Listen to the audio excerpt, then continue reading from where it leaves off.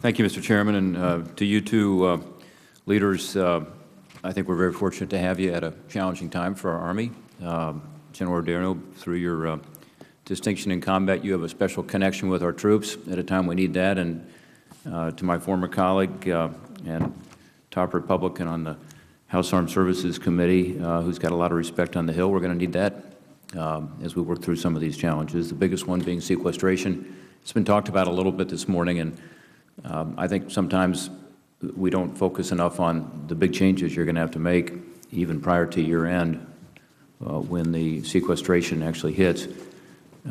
Could you give me a better sense of the date upon which the United States Army would have to make some of these painful adjustments between now and the end of the year?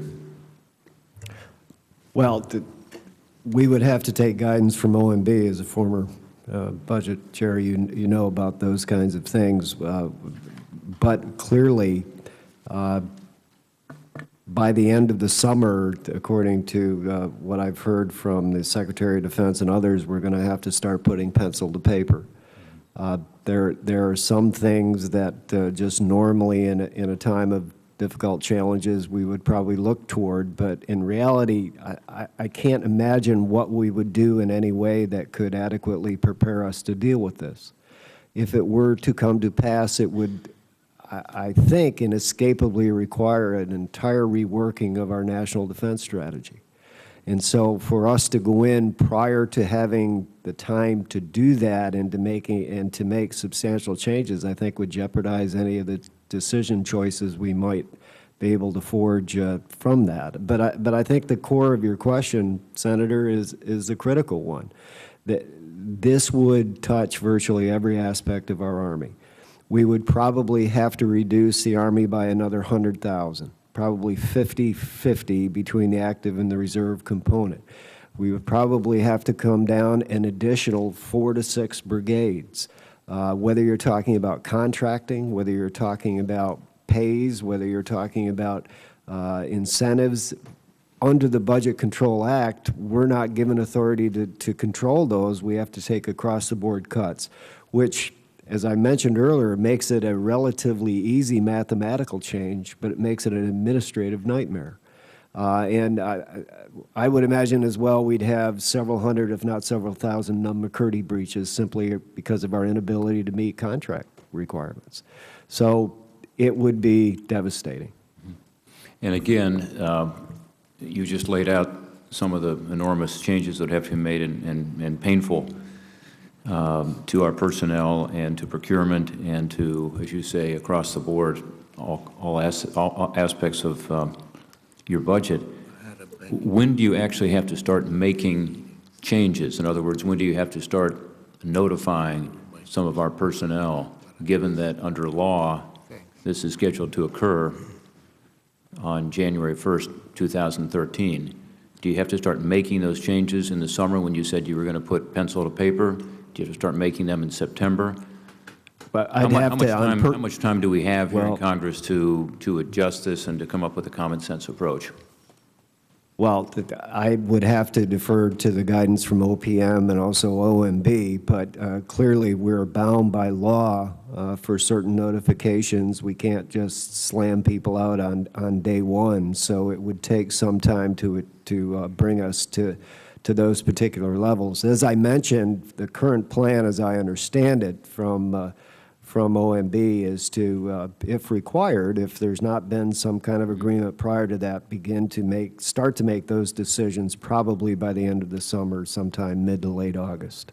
Well, I think it'd be helpful for the committee to know, even with more specificity. I've heard September as kind of a deadline, and I think there needs to be a wake-up call up here that we need to act and act soon in order to avoid that. Both Senator Wicker and Senator Brown talked about the next issue I wanted to touch on, and General Odierno, I'd like to get your thoughts on it. Senator Wicker talked about the C-27, and Senator Brown talked about the Air Guard.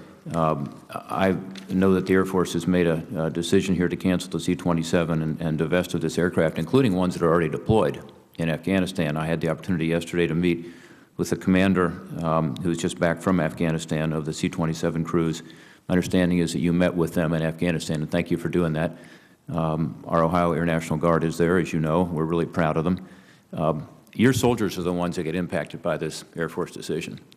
My understanding is the relationship between your soldiers on the ground in Afghanistan and these Air National Guard is terrific, and that they are providing a necessary service for you. Can you talk a little about that? What are your thoughts about the performance of the C-27 and about this very special relationship, not unique, but special relationship between the Air National Guard and your soldiers on the ground in Afghanistan? Well, Senator, as you said, I went to see him in December. I had a chance to spend some time with the crews and the sporting elements.